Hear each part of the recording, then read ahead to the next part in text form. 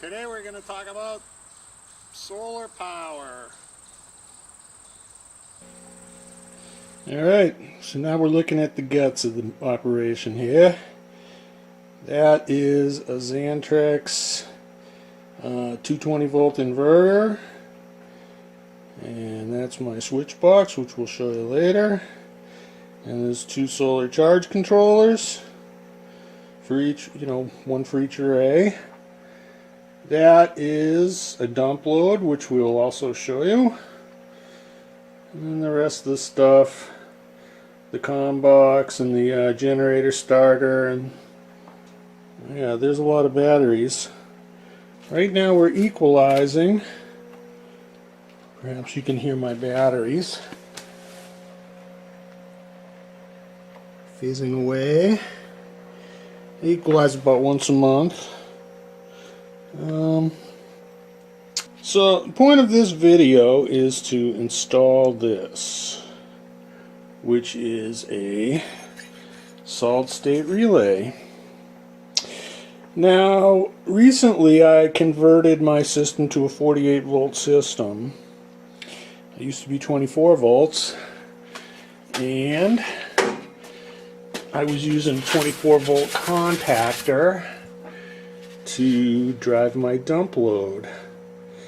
The way that solar power works is that you can sell power to the grid, or you can store power in batteries. And what I do is I store my power in batteries. I do not sell to the grid because my array is a 2.5 kilowatt array, and my house uses between 11 and 13 kilowatt hours a day. So I really don't have a whole lot to spare. But once my batteries are charged up, I really don't have a lot for my solar panels to do other than run the house, which is, only drawing, maybe a kilowatt. Probably a lot less than that most of the time. So the solar charge controllers shut down. What you do to maximize your yield into something useful is you put a dump load on the system, and when the batteries get charged up, that extra energy goes into your dump load. My dump load I have chosen to be a 20-gallon hot water heater, which preheats the water going into my gas water heater. Most of the time this gas water heater doesn't even kick on because I don't really use a whole lot of domestic hot water, but if it does kick on to bump the temperature up, it will use a minimal amount of gas. So that's a good thing. Now, as I said, my previous system was 24 volts, but now that I've gone up to 48, I have to wire in a new relay. And we are going to open up this panel and hook my dump load up to my batteries through that relay. And then we will have more efficiency. Okay, so we'll get back at it when we get the covers off. Okay, so we've procrastinated long enough. The initial part of this video was shot in the fall of 2015. It is now the winter of 2016, January to be exact. And we're going to install the solid state relay. So I wanted to, before I started taking this thing apart, I wanted to show you how I have things set up here. On the top of this are all the AC breakers, and on the bottom are all the DC breakers. So what we have is over here are the inverter grid inputs and outputs. Then I have a generator breaker, and then I have the ability to put the dryer in the shop on the grid or on the main. I usually run them off the, well, yeah, I usually run both of them off the grid, because I'm not in the shop using too much juice in the dryer. I don't want to kill my batteries trying to run that, so you know, those are typically on the grid, but if I have to, I can put them on the inverter. And then down here you can see my PV connects and breakers. And what I have is I have 10 panels total, so I have those broken up into 5 strings, just because of the limitations of the solar charge converters. So I have a breaker for each of those. And then I also have a dump load breaker, and you know, of course I have disconnects for all of them too. And then this right here is the this big breaker here is the battery. That's, I think, a 250 amp breaker or something like that. Yeah, 250. It's a DC breaker for the batteries. So you know, because we're going to be having to work with you know, the battery side of this thing, what I'm going to do is I'm going to throw the whole house on the grid up here with these breakers, and then I'm going to, you know, kill this one here, and that'll basically, you know, shut down the whole DC side of things. And you know, then what I'm going to do is I'm going to set up some lights down here so I don't have to hold this flashlight, and then set the camera up on a tripod, and we'll just go through the installation. So once again, here's our victim. We're going to install, it's a 60 amp DC 100 volt relay, solid state relay, and that's just a fancy way of saying it's a big honking an N channel MOSFET with some input driving and some isolation, optical isolation. But one of the things you got to be careful about with these is that you protect them from transients, because the way a MOSFET works is it has a bunch of cells in there all in parallel, and each of them share the current going through them. And the failure mode most likely with these things is that they have like some kind of damage from either thermal or a transient or something, and some of the cells get damaged, and then the current, you know, has to be shared by less of them. So there's a higher load on them, and it just keeps cascading faster and faster until the thing basically fails. So what I picked up is a unidirectional transient voltage suppressor diode. This is a 5 kilowatt diode, and it's 64 volts. And you know, it's good practice to put these things across solid state relays when you got any chance of driving any kind of inductance. Now, you know, my dump load here is a water heater, which has a resistive element in it. However, it has, you know, wiring going to it, and, you know, the element itself, you know, is a coil of nichrome wire, so it's slightly inductive, and it could generate a spike that could damage that relay. So, you know, for $3 or whatever I paid for that TVS diode, it's good insurance. And like I say, it only has to be unipolar, so, you know, you can think of it as just a big, huge Zener diode, 64 volt Zener. When it's forward biased, it looks like a forward biased diode, and when it's back biased, it looks like a 64 volt Zener. So let me get things set up down here, and I'll start taking the covers off and show you all the goodies inside of this thing. Stay tuned. Okay, so I got the panels off here, and you know, basically on the top of this thing is all the AC wiring, transfer switches and things like that, and on the bottom is all the DC stuff. And let's see if I can show you this. This is where the relay is going to go, right here. Here are the big power leads for it. I've already got them wired up. And then, unfortunately, I don't think I'm going to be able to show you actually installing this thing because it's kind of like down in a hole, and I'm going to be in the way of the camera.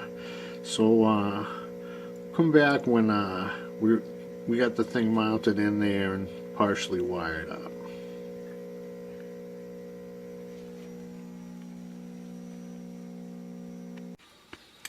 Well, we got the relay in, and you may ask, why is there a Cridem relay in there instead of the wonderful Chinese one that I had in there before?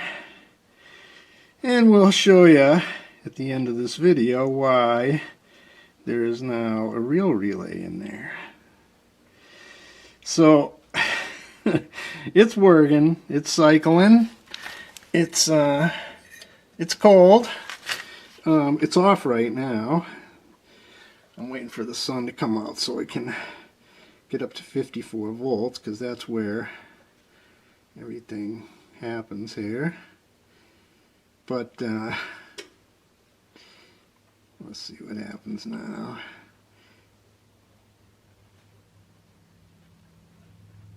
Yep, she just switched on. We're dumping power into the water heater, and you can see there's 0.289 volts across it. There's 21 amps flowing through it right now, and I can't feel any heat whatsoever. So what'll happen is, you know, we have okay, it just opened up again, so it's switching. We have a day today where the sun is going behind the clouds, so the battery voltage is kind of bouncing up and down.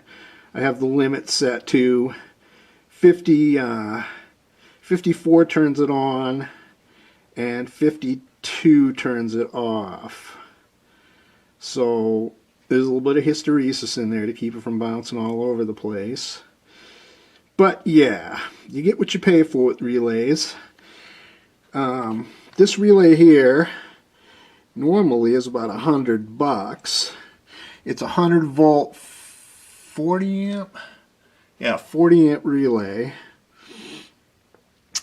and I got a pullout off of a surplus company for $15, which was a hell of a buy because obviously it's working. The Chinese one basically immediately nuked. It wasn't even like a nanosecond before the black smoke was coming out of it. And I did a little post-mortem autopsy on the thing, and you will see that at the end of this video because I did it a couple days ago. But anyways, yep, we're all done. We're dumping, we got our dump load going. It's being controlled by the system. And we will now save propane because we will be preheating our water with our excess energy. So that's a wrap for this video. Thanks for watching. If you like this, leave a comment. Hit the like button. And if you haven't subscribed yet, go ahead and do it because we do all sorts of stuff like this. Electronics, programming, solar power. There we go, we cycled again. Solar power and machining, metalworking, welding, those kind of things. So if you like that kind of stuff, go ahead and sign up. take it easy, and thanks for watching. Well, that was kind of interesting. Put this relay in my system, and when it turned on, lots of smoke came out. So, you know, for $10, it's not even worth sending it back. And I was kind of curious as to what kind of junk we can get nowadays from these people. So what you're seeing here is the front case of this relay. And you can see that on the top of it, it says it'll switch 5 to 110 volts DC. And the SSR 60DD, the 60 stands for 60 amps. So this was sold on Amazon for $10, which is kind of stupid. And it reportedly will switch 110 volts DC at 60 amps. So I kind of got curious as to why it failed, because my load is about 60 volts DC at about 20 amps. So let's take a look. A few minutes with the BFH and we can find out what's inside of this piece of crap. So here's what's left of the pass device, which you would assume would be a MOSFET. And if you did, you would be incorrect. Because what is actually in this piece of junk is a BUF 420A bipolar transistor. Let me zoom in on that so you can see it. Okay, sorry about the camera thing, but you can clearly see that says BUF 420A on it. So let's go look at some spec sheets. So this is the relay in question here on Amazon, and you can see here it clearly says that it's rated for 60 amps at 110 volts DC. Really nice. $10, get a nice relay, right?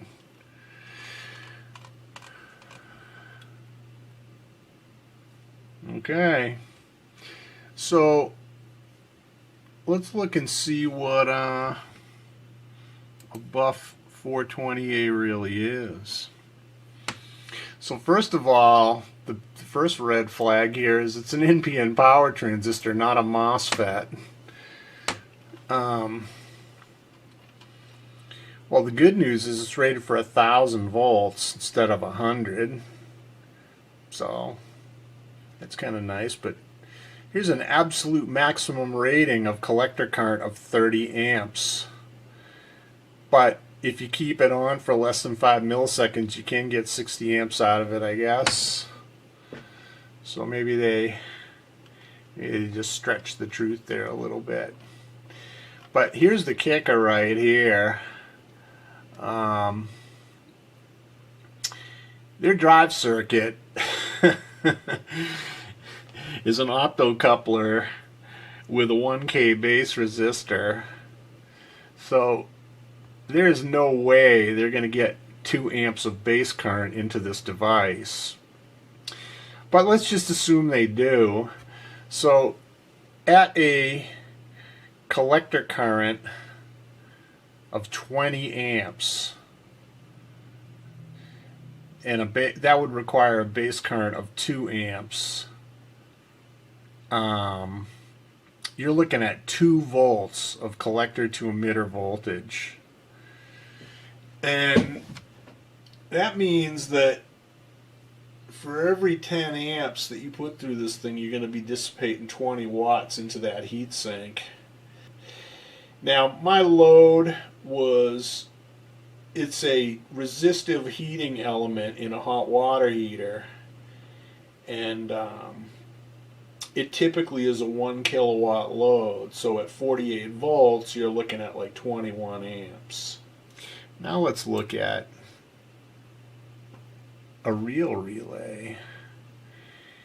Now, this is kind of interesting because I found this one online. They're used pullouts, guaranteed, and $15 plus $5 shipping, so $20. Now, I looked this thing up on Mauser, and it was $83 new. So I figured, what the hell, man? You know, I'm getting a real name brand, you know, relay this time, not built by Fong Relay Company. And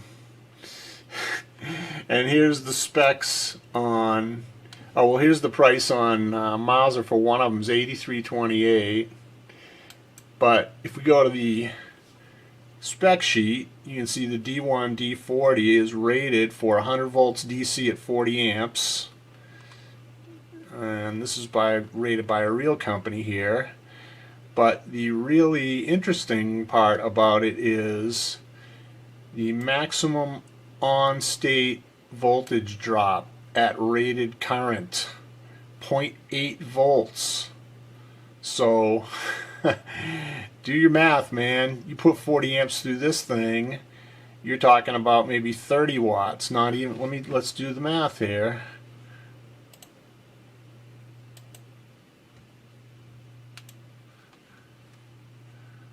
So 0.8 times 40, 32 watts at the total rated current.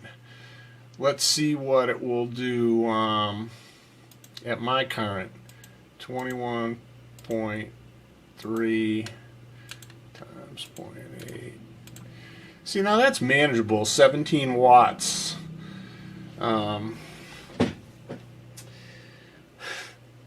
I don't know, man. What have we learned here? You know, I mean, I'm sure I'm probably the first that actually broke one of these things open and found out that they were using crappy transistors in these things. And you know, I sent them the data. I said, why would you use a Buff 420A? They didn't even acknowledge it. They were just like, yeah, we'll send your money back. You know, it just goes to show you, man, you get what you pay for.